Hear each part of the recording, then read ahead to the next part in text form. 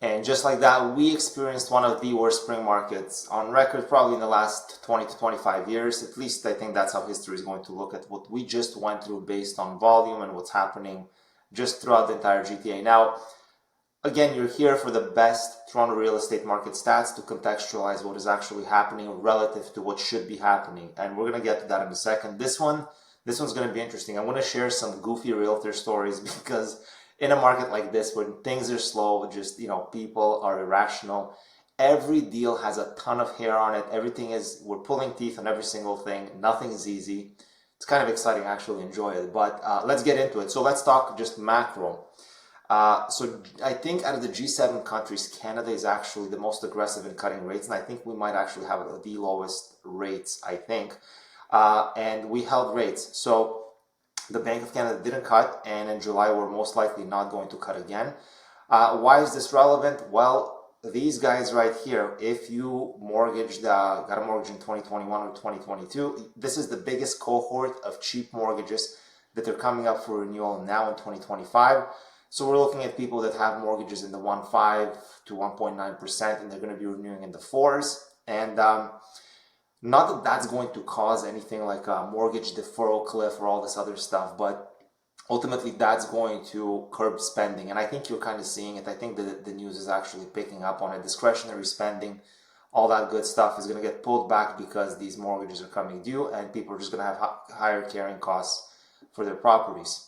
Almost no price appreciation in the spring, and generally speaking, historically, even in bad years, including this one, we see small appreciation. So here we saw like 2.69%. I think this is the lowest I have ever seen for a spring market based on the last 18 years. What's really interesting to see right now, despite the entire market being in the gutter, and I say the entire market, like 99% of it, you will still see blue chip areas perform relatively well. So for example, while overall prices feel like they're going down, you will still have, for example, semis and the East End selling for over 2 million in a bidding war. That's still happening. Now, these are edge cases, so that is not reflective of the market, but it speaks to how important location and quality of product is, especially in real estate, even in areas that are not as hot. If you're coming out with a nice product, turnkey, transparent, well documented, nice solid product, nice home, it's still moving. But these homes are rare. There may be 1 out of 10 is going to be like that, where it's like you walk in, you have full confidence that people maintained it, there's going to be no issues, and it's unique in character and neighborhood and all that good stuff. But for the most part, 90% of the market absolutely getting crushed across the board. You'll have listings coming out. I've even experienced it where I had one of my listings this spring come out and we had no showings in the first week. Zero, nada, nothing. That's very rare. This is, again, good price point, good product, nothing. So it's very interesting what's happening. And if I was a betting man, I have to say the next 60 to 90 days are probably going to be even worse. Going into the summer, with activity as low as it is right now, with this non-existent spring market that we've had, I don't see how we're going to see anything else improve at this point. Now, let's talk about some goofy realtor behavior right now that's happening because the market is so distraught, right? You will have realtors lowball, and personally, I don't mind it. In fact, I love lowballs. There's two things you can learn from a lowball. Number one, you can learn if you're working with an amateur agent, which, if that is the case, you may actually be able to work them up and actually bring them up in price. They're lowballing because they just don't know any better, or maybe they're just, listening to their client who probably doesn't know much either, and they're just out there sending lowball after lowball after lowball. But these people, you can actually work them up. It just depends. Now, you have other goofy agents that do this because they simply don't know any better. They actually think, let's say something's listed for $1 million. If you offer 750, 780, you actually have a good chance of getting it, and they'll give you a laundry list of why it's 780. None of them matter, right? There are 10 other people in line that will have dibs at this property at maybe 10 to 15% below market before you, as a stranger that's lowballing it at 25% below market, that's going to get it. So just think about it, okay? Real estate is not Facebook. It's not Kijiji. You're not selling a bag of chips or a scooter or some kid's mountain bike, like where people are like, yeah, whatever, take it. It doesn't work like that. In real estate, stakes are way higher. There are way more people involved, so things just don't get given up. But it's very interesting because that type of behavior actually produces some very interesting emotions from the seller side, because they obviously feel insulted, and the buyers also can get insulted when they don't get a response, or the counter is high, or whatever. So a lot of goofy behavior throughout, very entertaining to watch from the sidelines, but if you're emotionally invested in it, it's actually not that much fun. And actually, to be candid, I sold a property in this market, my own personal property, different type of property, and I hired a different agent to do it on my behalf. And I dealt with the exact same stuff. I've been lowballed on this thing for months now, and finally we just came to terms with it. Um, wasn't fun, but the game's played from both ends. What's happening right now with buyers and the way they're behaving is very similar. It's basically the equivalent of what sellers were doing during peak COVID, when sellers were being unreasonable and super greedy, and now you're kind of seeing the reverse. Buyers are kind of behaving in that same way, where they're not being reasonable.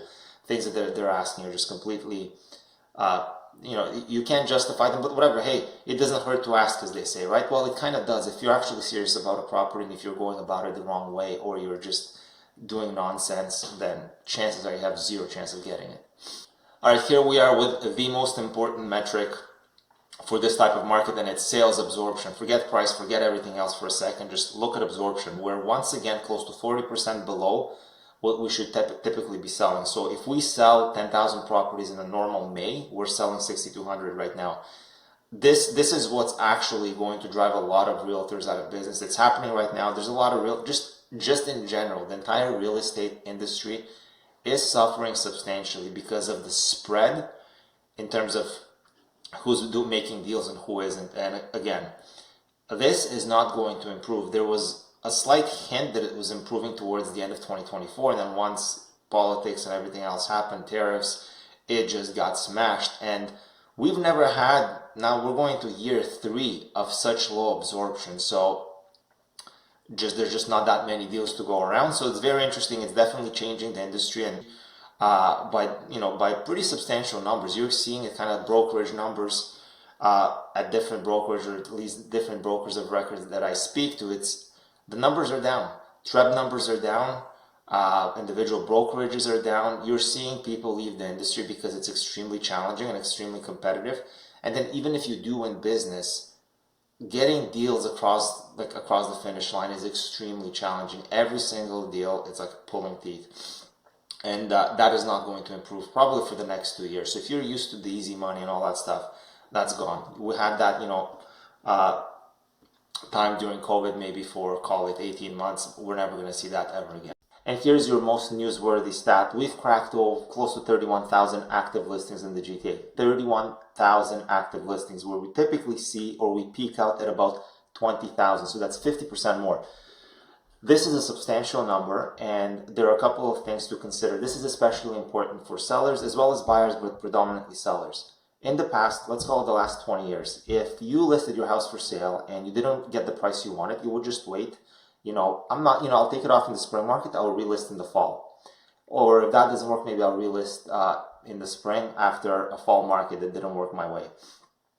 And this has been the mentality. And a lot of agents actually I have seen people lead their clients with this information. And this is basically because we've been spoiled, where 20 years of appreciation year over year, for the most part, has spoiled us, where there's no more critical thinking. And if you think that by waiting you're going to make more money or get the price you want, you are right, except you have to adjust your time horizon. Because if you think you're going to wait from now until the fall and you're going to get more money, it's not going to work like that. People have been doing this probably for the last 18 months and losing money. So if you try to sell in the spring of 2024 and you didn't, and you waited until the fall of 2024, guess what? You got less money. If you tried to sell in the fall of 2024 and you didn't, and you decided to wait until the spring of 2025, you probably had a pretty decent argument to do that, because things were kind of looking up, but we didn't know what was going to happen with the election and Trump and all that stuff. So therefore, this spring market was completely wiped out. But now, with everything that's transpired, the high listings, the low prices, the low absorption, the mortgage rates that are coming up for renewal, economy kind of being shaky, guess what? Waiting until the fall from this spring market, chances are it's not going to do you any favors. So the reason I say this is, if you're going on the market, if you're selling and you can't weather this weak market, and you can't wait, probably 2 years, if I had to say, until this is normalized. If you're coming on the market, you have to come on the market aggressive so that you hopefully get an offer and sell in the first 30 days. Because if you don't and you get into this waiting game, chances are you're going to get less money for your house in the future, because all things point to a weaker market over the next 60 to 90 days. Now, that's just my opinion based on everything I see here. But if you like this type of information and this analysis, like the video, subscribe to the channel, and share it.